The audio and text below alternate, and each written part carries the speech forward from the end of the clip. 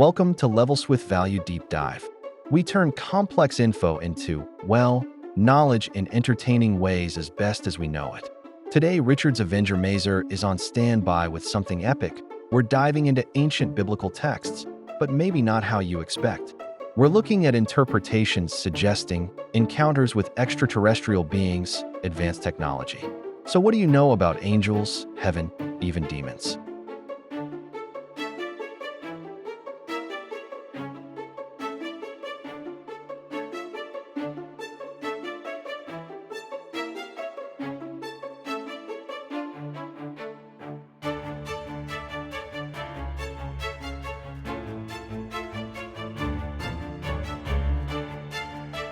Or think about Genesis 18. Abraham meets three men. They show up. He offers them food and actually sit down and eat it. They ate. That's important. It's crucial. It suggests a physical body, not some, ethereal spirit. And later, the text clarifies these men were angels. Two of them then go on to visit Lot. So the pattern is they look like men. Humanoid. Consistently, humanoid is a good way to put it based on these readings. So if they look like us, but are messengers from elsewhere, does this interpretation categorize them? Like good guys, bad guys? It does go there. It talks about good extraterrestrials, the angels, and bad extraterrestrials, which the Bible calls demons. But it gets even more nuanced. These sources also mention neutral beings. Yeah, like confused neutral and regular neutral, suggesting it's not just black and white, good versus evil. There's a whole spectrum of these beings. And how does this tie into, say, Genesis chapter 6, the part about the sons of gods? Yes, in this framework, the sons of God are interpreted as the term used as ancient terracula, basically aliens visiting Earth. And the text says they impregnated women, leading to the birth of giants. Giants, like literally tall beings. That's the interpretation. Maybe 8, 9 feet tall, some sources suggest. Now imagine beings like that showing up thousands of years ago, and maybe they have technology. Like, picture someone with a device like a smartphone, video calling someone light years away. People back then would have no frame of reference. They'd see that power, that tech, and think, yeah, these must be gods or godlike beings at least. And to interact without freaking people out, maybe they use disguises. The sources suggest things like avatars or even holograms to appear less intimidating or just to, mingle amongst humans more easily. It sounds like science fiction, but the argument is the descriptions are right there in the ancient texts. Let's shift gears slightly. What about heavens? Is it up in the clouds with harps? Or is it something else in this interpretation? Well, again, it goes back to the language. The Hebrew word often translated as heaven, shamayim or shamayim. Its primary meaning is just sky. The sky, like the literal sky we see. Yes, the expanse above us. And by extension, perhaps what's in that expanse. It doesn't automatically mean some non-physical spiritual paradise. So passages like in Job chapter 9, which alone spreadeth out the heavens, which mocketh Arcturus, Orion, and Pleiades. That sounds different now. It really does. Less like poetry, more like pointing at star maps. Precisely. This interpretation reads those not as metaphors, but as literal places, star systems, homes for these beings. Like Pleiades. Yep, Pleiades is mentioned, described in these sources as home to blonde hair, blue-eyed beings, and it's, what, 444 light years away, a cluster with hundreds of stars. And interestingly, these sources even try to link Pleiades to certain biblical accounts of leprosy, suggesting maybe it wasn't a disease as we know it, but some kind of physical trait or consequence related to interaction with beings from there. What about Orion? Orion's mentioned too. Its famous belt, the 3 stars. Much further away, about 1,344 light years. And Arcturus. Arcturus is closer, relatively speaking, only about 36 light years. So these are seen as actual destinations or origins. So when Jesus says, "In my Father's house, there are many mansions," in this view, That could literally mean many habitable worlds within these vast star systems, mansions as planets or domains. And are there other passages that are his idea of populated heavens? Genesis 2, verse 1 is often cited. It talks about the heavens, plural, notice the S, and all the host of them. Host of them. Imagine that. And host here, according to these interpretations, doesn't just mean stars or armies, but beings, people. So populated star systems, it reinforces that many mansions idea. Okay, so we have these beings, these potential origins in star systems. Now what about conflict? Revelation 12 talks about a war in heaven. Michael and his angels fighting a dragon. How does that fit? Well, if heaven refers to the cosmos, then a war in heaven is a galactic war. Galactic war. Between who? The interpretation frames it as humanoid beings, Michael and his faction fighting against reptilian-type beings. Reptilians, because the text calls the enemy the dragon or servant. Exactly. The sources argue those aren't just symbols for evil. They're taken as literal descriptions of a biological type, reptilian beings. So it's an interspecies war fought out there in space? That's the picture painted. Yes, a cosmic conflict, not just a spiritual battle in some abstract realm. And where do these reptilian beings supposedly come from? The sources point to the Draco star system.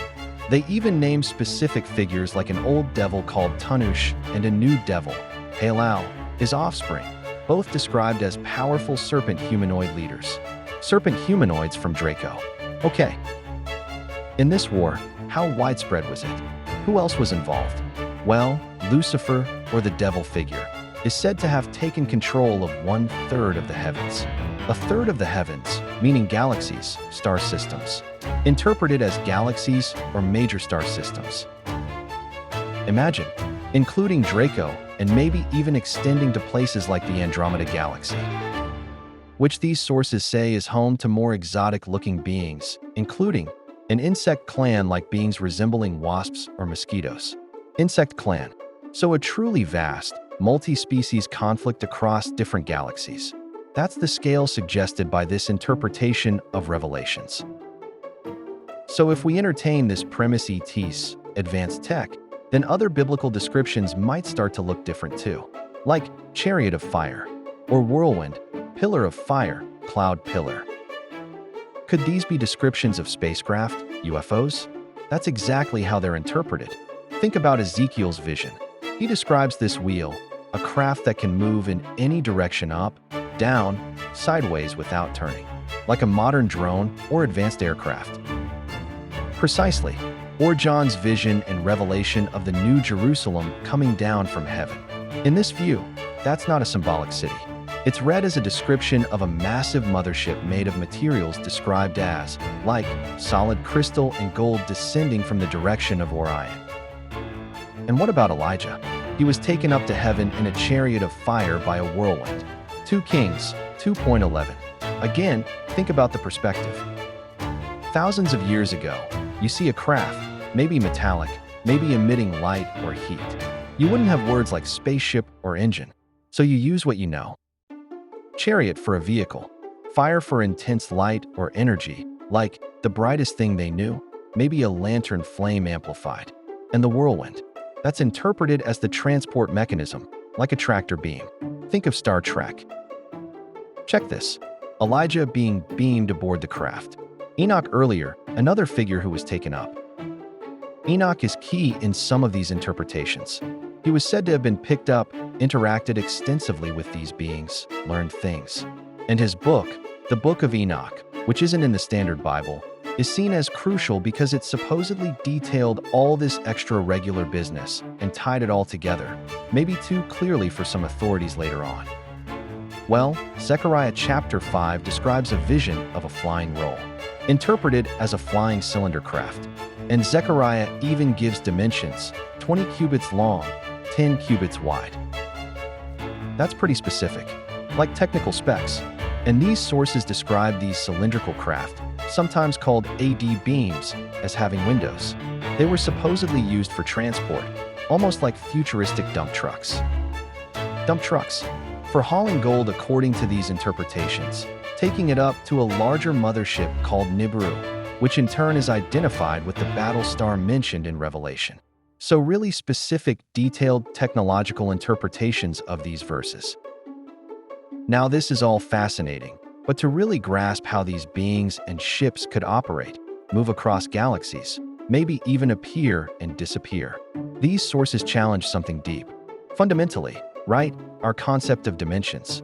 They question the standard idea that time and space make up the fourth dimension. The argument is, well, space itself, the molecules in it, is relatively still, and time, as we experience it, depends on things like light and atmosphere. It's not a universal constant, not a dimension you can travel through in the same way as length, width, or height. So if time and space isn't the fourth dimension, what is? The proposal is surprisingly simple: volume. Volume. How does that work as a dimension? Think about it like this. A drawing of a square on paper is 2D, length and width. If you draw it to look like a cube, adding perspective lines, it looks 3D, but it's still flat, right? But a real cube, an object you can hold, has length, width, and height. That's 3D. So, what makes the real cube different from just the drawing? It has substance. It takes up space within itself. That's volume, the middle part, the inside. These sources propose that volume is the actual fourth dimension, and accessing or manipulating this dimension could explain how these beings or their craft manifest or demanifest in our perceived 3D reality. So interacting with volume as a dimension allows for things that seem impossible to us, like appearing out of nowhere. That's the implication. They connect their physical presence and abilities to a different understanding of reality structure. So just to sort of recap where we've been in this deep dive, we started with angels, seeing them not as winged beings, but as humanoid messengers, extraterrestrials maybe. Then heaven, not as a cloudy paradise, but as literal star systems, Pleiades, Orion, Arcturus, populated places. Then the war in heaven becomes a galactic conflict between different species, like humanoids and reptilians from Draco, fought across galaxies. Exactly. And biblical events like Elijah's ascension or Ezekiel's wheel are seen as encounters with advanced technology, with UFOs described in ancient terms. Chariots of fire as spacecraft, whirlwinds as tractor right. And finally, rethinking dimensions with volume perhaps being the key fourth dimension, explaining how these things are possible. It really recontextualizes everything. It definitely does. It's amazing how familiar phrases suddenly sound. Real completely different. Almost like science fiction. This deep dive certainly gives you a fast track to understanding this polydrama. It really highlights how looking at the levels of value can change everything while you worship. What else might be right under our noses?